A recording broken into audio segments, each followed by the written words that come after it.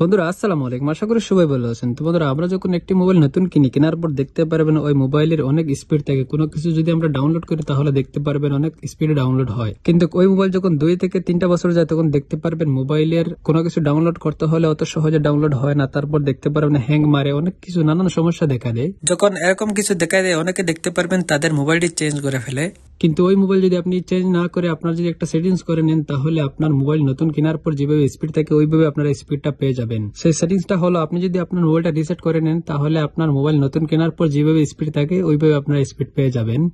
কোনো কিছু যদি আপনি ডাউনলোড করেন তাহলে আপনার নতুন মোবাইলে যেভাবে ডাউনলোড হয় ওইভাবে আপনার ডাউনলোড হবে, হ্যাং মারবে না যদি আপনি রিসেট ফ্যাক্টরি করে নেন। তো আজকের এই ভিডিওতে আমি দেখিয়ে দিব আপনারা যারা আইটেল মোবাইল ইউজ করেন আপনাদের আইটেল মোবাইলটি কিভাবে আপনার রিসেট ফ্যাক্টরি করবেন। তো আপনি যদি আপনার আইটেল মোবাইলটি রিসেট ফ্যাক্টরি করতে চান তাহলে খুব সহজে আপনারা করতে পারবেন। কিভাবে করবেন চলুন আমি আজকের এই ভিডিও দেখিয়ে দিতে কথা না বাড়িয়ে কাজে চলে যায়। তার আগে বলি, এরকম ইন্টারেস্টিং ভিডিও আমার চ্যানেলে প্রতি রোজ আপডেট হচ্ছে। আপনি যদি সবার আগে দেখতে চান তাহলে অবশ্যই চ্যানেলটি সাবস্ক্রাইব করবেন এবং লাইক শেয়ার কমেন্ট করতে ভুলবেন না। তো বন্ধুরা, আপনারা আইটেল মোবাইলটি রিসেট করতে হলে সর্বপ্রথম আপনার মোবাইলের সেটিংসে ক্লিক করবেন।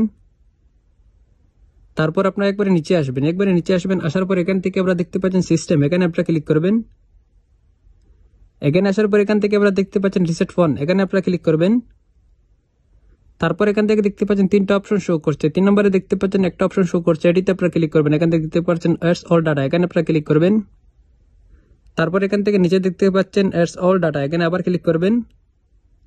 তারপর এখান থেকে দেখতে পাচ্ছেন অ্যাডস অল ডাটা, এখানে যদি আপনারা ক্লিক করেন তাহলে দেখতে পারবেন ধীরে ধীরে আপনার মোবাইলটা অফ হয়ে যাবে, মোবাইলের আলো চলে যাবে। তারপর দেখতে পারবেন আপনার মোবাইলটা রিসেট হয়ে যাবে। 2 থেকে 3 মিনিট সময় লাগবে আপনার মোবাইলটা রিসেট হতে। যখন রিসেট হয়ে যায়, যখন আবার আলো চলে আসবে, তখন আপনারা কি করবেন, আপনার ইমেল দিয়ে আপনার পাসওয়ার্ড দিয়ে মোবাইলটা সাইন ইন করে নেবেন। সাইন ইন করে নেওয়ার পর দেখতে পারবেন আপনার মোবাইলটা নতুন কেনার পর যেভাবে স্পিড থাকে, যেভাবে আপনারা আগে চালাচ্ছেন ওইভাবে ঠিক হয়ে যাবে। এইভাবে খুব সহজে আপনাদের আইটেল মোবাইলটা রিসেট করতে পারবেন। আশা করি আপনারা বুঝতে পারছেন। ভিডিও যদি ভালো লাগে তাহলে অবশ্যই চ্যানেলটি সাবস্ক্রাইব করবেন এবং লাইক শেয়ার কমেন্ট করতে বলবেন না। খোদা হাফেজ, দেখাবো অন্য কোনো নতুন ভিডিওতে। আসসালামু আলাইকুম।